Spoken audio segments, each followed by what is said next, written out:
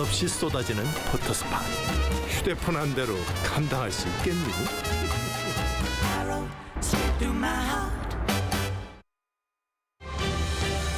Coming up on Arirang News. During a summit with leaders of ASEAN countries in Jakarta, South Korean President Yoon says any attempts at military cooperation with North Korea should immediately stop as they would harm world peace. The White House warns North Korea will pay the price should it provide weapons to Russia for the war with Ukraine. This comes as the regime's leader Kim Jong-un is reportedly visiting Russia to meet with Putin. South Korea has reported a first domestic case of the latest coronavirus strain, dubbed Pirola.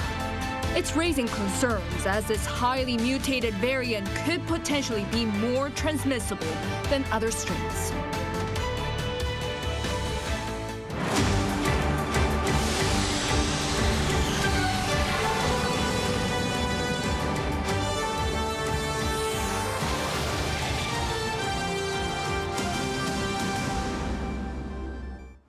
Good evening. It's 9 p.m. here in Seoul. Thank you for joining us on Arirang News. We begin with South Korean President Yoon in Jakarta. On Wednesday, he held a dialogue with the 10-member ASEAN bloc and outlined ways to put into action his Korea-ASEAN Solidarity Initiative, which pursues freedom, peace, and prosperity in the region. The South Korean leader also called for greater cooperation at the ASEAN +3 meeting with Japan and China, particularly on curbing North Korea's nuclear program. Here's our correspondent Oh Soo-young reporting from Jakarta. President Yoon has called for strong concerted efforts to end North Korea's nuclear and missile development and push for trilateral cooperation with Japan and China for regional peace and prosperity in the Indo-Pacific. Holding a bilateral dialogue with the Association of Southeast Asian Nations in Jakarta, the South Korean leader on Wednesday outlined ways to put into action his Korea-ASEAN Solidarity Initiative, which pursues freedom, peace and prosperity in the region. First addressing regional security, Yoon highlighted Pyongyang's weapons program as a serious threat to peace on the Korean Peninsula, the Indo-Pacific, and a direct challenge to global non-proliferation efforts. Reacting to news of potential arms cooperation between North Korea and Russia, Yoon said attempts at military cooperation with North Korea that harm the peace of the international community must be stopped immediately. He requested ASEAN's cooperation in denuclearizing the North and ending its illicit funding activities such as cryptocurrency theft and dispatching overseas workers. On wider regional security, he proposed strengthening cooperation in the defence industry, cybersecurity and transnational crimes involving drugs and terrorism. He emphasised that peace and stability in the South China Sea, a key maritime transportation route in the region, is essential for the prosperity of the Indo-Pacific region, pledging to ramp up support for the maritime law enforcement capabilities of ASEAN countries and expanding joint training. Also presenting ways to strengthen economic links with Korea's second-largest export market, Yoon pledged efforts to foster collaborations between Korean and ASEAN youth on digital technologies and greater support for development projects in the Mekong area. On non-traditional security issues, Yoon reaffirmed support for the regional bloc's climate response, its capacity to produce vaccines and develop treatments for infectious diseases. To tackle such global challenges, the South Korean leader proposed further cooperation measures as the rotating chair of the ASEAN +3 meeting with Japanese Prime Minister Fumio Kishida and Chinese Premier Li Qiang. These include food security, innovation and supply chain security, and investing in future generations by nurturing talents in science. Amid geopolitical tensions surrounding China and the Indo-Pacific, particularly with President Xi Jinping sitting out the ASEAN and G20 summits, Yoon called for a resumption of trilateral dialogue between the Northeast Asian countries. 이른 시일 내에 한일 중 정상회의를 비롯한 3국 간 협력 메커니즘을 재개하기 위해 일본, 중국 정부와 긴밀히 소통해 가고자 합니다. 최근 한일 관계 개선을 통해 한미일 3국 협력의 새로운 장이 열렸듯이 한국, 일본, 중국 3국 협력의 활성화는 아세안 +3 협력의 새로운 도약을 위한 발판이 될 것입니다. Yoon will renew his call for a firm and decisive response to North Korea's threat, as well as greater cooperation for peace and prosperity in the Indo-Pacific, as he attends the East Asia Summit on Thursday and the G20 Summit in India over the weekend, where the United States, China and Russia will also participate. Arirang News, Jakarta. On the sidelines of the ASEAN Summit, President Yoon held talks with Prime Ministers of Malaysia, Vietnam, the Cook Islands, and Canada, all in the name of closer cooperation. Our Lee reports. President Yoon Suk-yeol on Wednesday in Jakarta, Indonesia, met with a number of leaders on the sidelines of the annual summits involving the Association of Southeast Asian Nations. With the Malaysian Prime Minister Anwar bin Ibrahim, the two leaders discussed developing bilateral relations. They both agreed that the two nations are seeing achievements in sectors of cooperation including trade, investment, and defense, and highly assessed that the sectors are expanding into future industries such as a response to climate change. President Yoon also met with the Vietnamese Prime Minister Pham Minh Chinh now for the third time. Yoon highlighted that Vietnam is South Korea's major partner country in rolling out Seoul's Indo-Pacific strategy and urged for continued bilateral ties. The two leaders consented to close ties in the supply chain of key minerals and defense as well. Earlier on the same day, Yoon also had a summit with the Cook Islands Prime Minister Mark Brown, where he pledged to increase the size of the Cooperation Fund for Pacific Island nations. He then met with Canadian Prime Minister Justin Trudeau and said it felt like meeting a close friend. 제가 작년에 취임 이후에 나토, 또 UN, 그리고 작년에 G20, 또 올해 히로시마 G7, 또 이번에 이런 다자 여러 차례의 또 이번에 빌뉴스에서도 얼마 전에 뵙고 이런 수많은 다자 회의와 또 양자 여러 차례 양자 회담을 통해서 이제 우리 저스틴 트루도 총리님은 가까운 친구가 된 것 같습니다. In response, Trudeau also expressed his gratitude towards South Korea for helping to fight Canada's wildfire.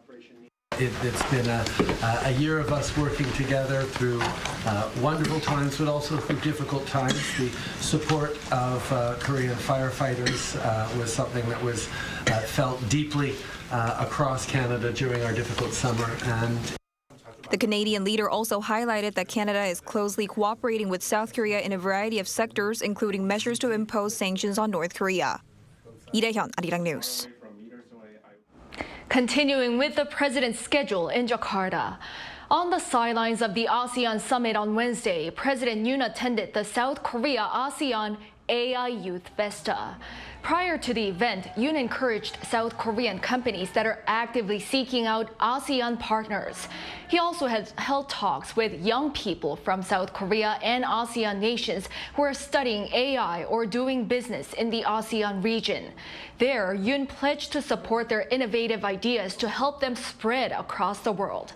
The festival was held to promote the South Korea-ASEAN Digital Innovation Flagship Project, which will be rolled out next year to strengthen digital human capabilities and develop AI-based services.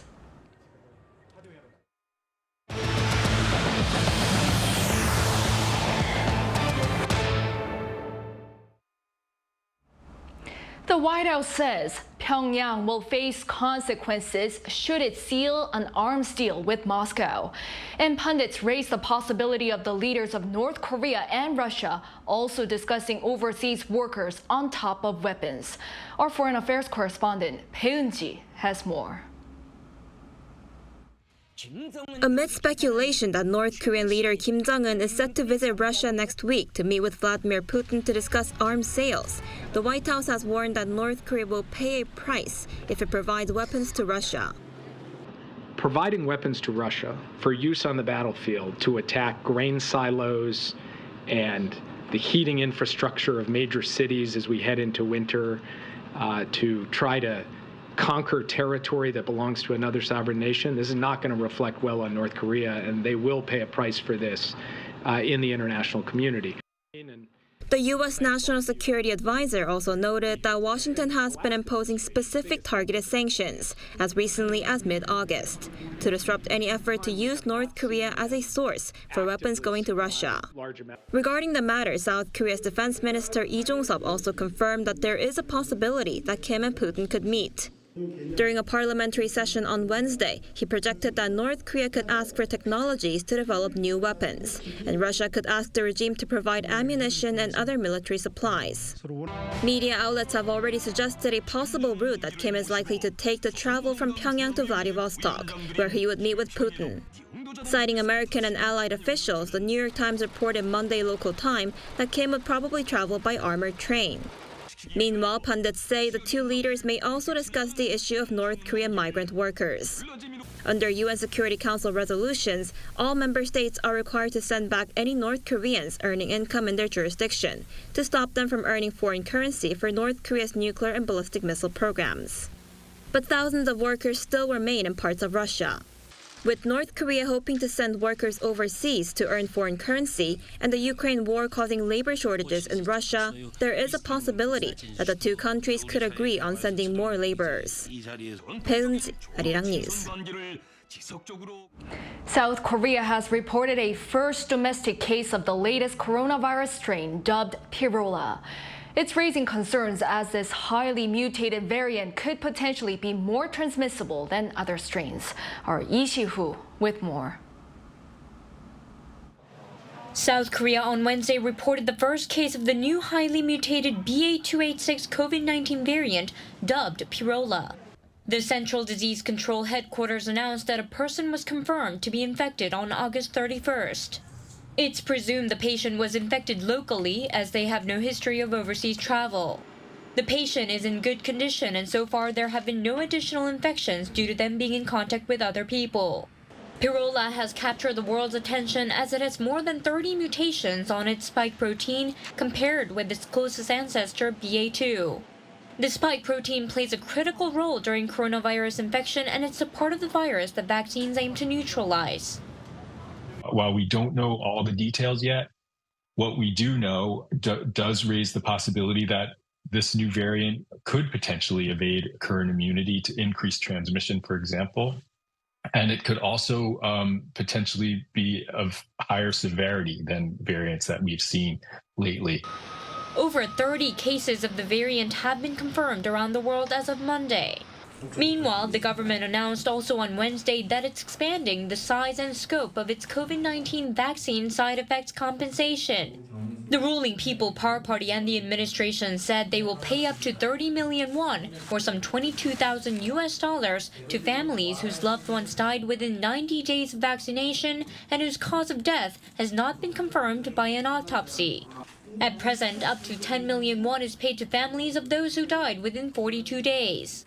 In addition, more research on vaccine safety will be conducted and increased funding for medical equipment will be allocated. Lee Si-hoo, Arirang News. At the National Assembly, parliamentary interpellation entered its second day on Wednesday, where lawmakers continued to grill government officials on a range of topics, particularly on the Fukushima wastewater release. Our National Assembly correspondent Kim Jung-sil reports.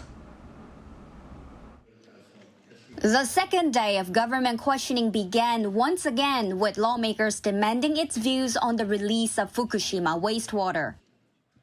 Does the Prime Minister believe that the discharge of Fukushima-treated wastewater has violated the sovereignty of Korea? What you just said has nothing to do with our sovereignty.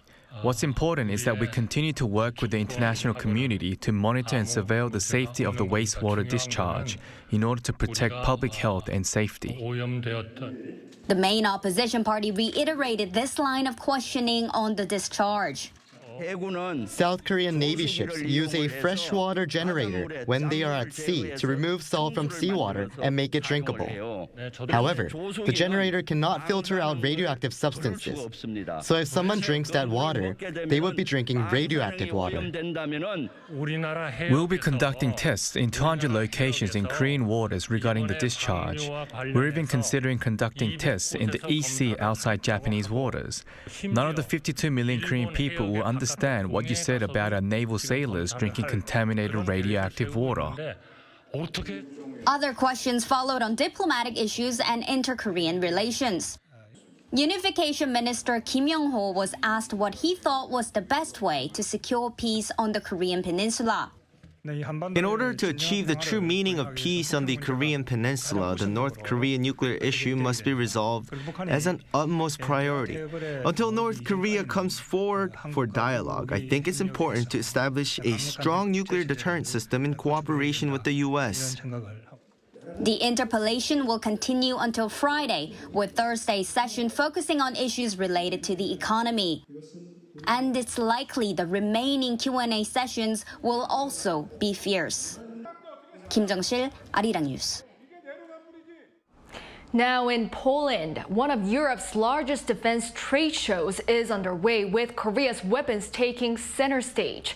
Following a landmark defense deal with Poland last year, South Korea seeks to expand its military presence in the European market. Our defense correspondent Choi Min-jung tells us how. The 31st International Defence Industry Exhibition kicked off in Poland on Tuesday. For the second time, South Korea is participating in Europe's third-largest defense trade show as the lead nation. A total of 30 domestic companies are taking part in the exhibition this year, including Korea Aerospace Industries, or KAI, Hyundai Rotem, and Hanwha Aerospace. Polish President Andrzej Duda visited the Korean exhibition hall and expressed great interest in Korean-made weapon systems. KAI displayed models of the F-A-50 light fighter deployed in the Polish military, as well as the KF-21 multi-purpose fighter, which is reportedly set to begin its initial production phase next year. Because the KF-21 is in the development stage, we have not been putting much effort into its promotion so far. I believe that this exhibition has become an opportunity for strategic promotion not only in Poland, but also in Europe and the entire world. KAI further solidified its position in the Polish market by signing an MOU with the state-owned defense firm Polish Armaments Group. This is expected to pave the way for strengthening marketing activities for Korean weapons in other parts of Europe as well. Visitors were also drawn to Hyundai Rotem's K2 tank on display outdoors in between a German Leopard and an American Abrams tank. The South Korean tank is currently being used by the Polish Army. I can feel a huge improvement to the K2 compared to the T-72 tank I used to drive. I feel an incomparable difference in the propulsion and the performance of the tank. Riding the K2 is fun. South Korea's unique role in the exhibition is seen as a natural consequence of Poland's large-scale purchase of military equipment from South Korea in 2022. Last year, the two countries signed a landmark defense deal worth a total of $12.4 billion. Choi Min-jung, Arirang News. The European Union has confirmed 6 tech giants that are subjected to the Digital Markets Act to prevent these corporations from abusing their dominant positions in the market. The European Commission released a statement on Wednesday where it labeled Alphabet, Amazon, Apple, ByteDance, Meta, and Microsoft as so-called gatekeepers under the act. Tracking and profiling users for targeted ads will be banned for these companies unless they obtain user consent. 6 months have been given to implement the list of restrictions, and if the companies fail to comply, they can be hit with a penalty of up to 10% of their annual turnover. Samsung was excluded from the list, although they had expected to be subject to the rule. For travelers departing from South Korea's Incheon International Airport, passports and boarding passes could soon be out of use as the human face is replacing them. Our Lee Soo-jin went there to test out the airport's new facial recognition system. Passengers at Incheon International Airport are facing new technology. The new Smart Pass service at the country's largest airport streamlines the passenger identification process by using facial recognition technology. Passengers no longer need to take out their passports and boarding passes at departure halls and boarding gates.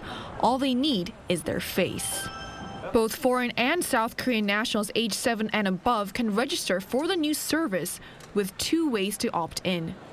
One way is by downloading the SmartPass mobile app and registering by scanning your passport and face. While airports in other countries have already implemented similar facial recognition systems, the one at Incheon Airport is the only one where users can register on mobile apps. Passengers can also register on site at self-check-in kiosks. Just like the mobile app, all you have to do is scan your passport and register your facial biometrics 30 minutes before you need to use the service. The mobile app and the self-check-in kiosks are both available in English, Korean, Japanese, and Chinese. Your facial identification data is also valid for 5 years. And now you can simply walk up to the camera and go through right away without needing to show anyone your passport or your boarding pass. So far, people from 46 different countries have registered, according to an airport official. It has also been well received by passengers since it was first introduced in late July during the peak summer holiday season. And you don't need a lot of people manning it, and it's all very automated. You just check in and then you're kind of done. Before, we used to wait a long time, but the identification process is a lot more convenient and faster, which is why I decided to sign up for this service. Incheon Airport officials say that it'll also enhance security as human biometrics are impossible to duplicate, and it's being done without compromising passengers' privacy. We regularly delete private passenger information according to related laws. The airport is looking to expand the service, which is currently available at all 6 departure halls and 16 boarding gates, so that it can also be used at all gates by April 2025. 이수진, Arirang News. The International Art Fair Frieze Seoul is back, together with the annual Korean International Art Fair Seoul, making the South Korean capital an ideal destination for art lovers from around the world. Our Shin Se-byuk provides us with a sneak peek at the International Art Fair. The International Art Fair Frieze Seoul has returned with its 2023 joint edition being held with the annual Korean International Art Fair Seoul, commonly known as KIAF, at the COEX in the capital's Gangnam-gu district.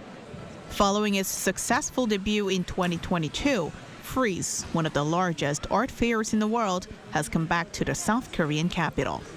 This time it features works from over 120 leading international galleries from 30 countries. Frieze, all Friezes look for cities that have an amazing sort of cultural landscape and appreciation for creativity. So Seoul, I think, is a fantastic choice. Of course, you see a lot of creativity in all types of fields, whether it's film or fashion or music, of course, art, design. The main section highlights a variety of works, such as those by master artists such as Pablo Picasso and Henri Matisse. 4 global mega galleries, including the Gagosian, a worldwide network, and PACE, are participating in this section. In particular, the Gagosian presents Korean artist Baek Nam-jun's iconic masterpiece, TV Buddha. South Korea-based galleries, including 국제 and Lian, are spotlighting significant global creatives from across generations. The art fair also features 2 smaller sections, Frieze Masters and Focus Asia. In the Frieze Masters section, a diverse array of works from antiquity to the 20th century welcome art lovers. And there is Focus Asia, a section dedicated to showcasing solo presentations from young galleries based in Asia. Of those presented, what really catches the eye is a large-scale fabric installation by young South Korean artist Woo Han-na titled The Great Ballroom. Woo, the winner of the inaugural Artist Award at Frieze Seoul, finds such fairs provide artists with opportunities to gain global popularity. South Korea may be relatively small in size, but it has a vibrant cultural scene and soft power. With a multitude of world-class art galleries converging in Seoul, it's a fantastic place for artists to tap into exciting opportunities. Running alongside Frieze Seoul is the 22nd edition of KIAF Seoul. This year's KIAF Seoul brings together 210 galleries from 20 countries, including 140 local exhibitors. Frieze Seoul runs until September 9th, and KIAF Seoul is keeping the art vibes flowing until the 10th. Shin Se-byuk, Arirang News.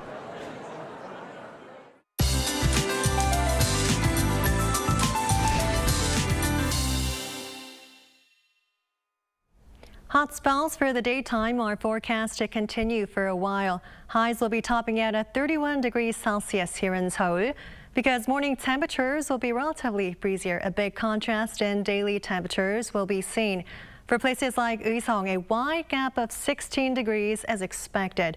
When we're going through seasonal changes, it is much easier to catch a cold, so please be extra careful at this time. And gusty offshore winds will sweep across the east coast tomorrow. Winds will be gusting as fast as 20 meters per second, so be highly recommended to secure any items that could get blown away. And for the coastlines of Gyeongsang-do Province and Jeju Island, high ocean waves are in the forecast. At times, seawater may even overtop nearby roadways, so please drive with extra caution. Under sunny skies, Seoul will be starting off at 20 degrees Celsius. Highs in Seoul will jump to 31 degrees. Daejeon and Chuncheon 30. Busan will be topping out at 28 degrees. And for the remainder of the week, similar weather pattern is in the forecast with highs of 30 to 31 degrees. That's all for now, and here are the weather conditions around the world.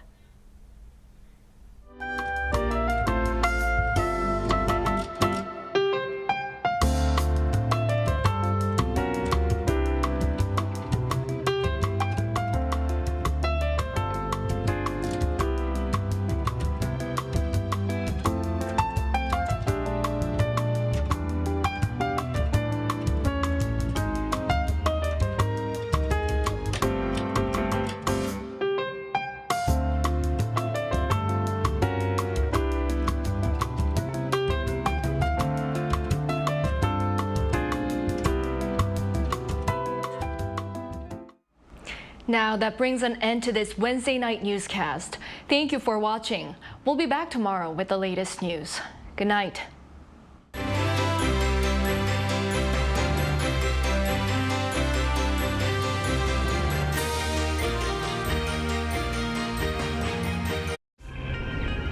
한국에 오면 먹어야죠.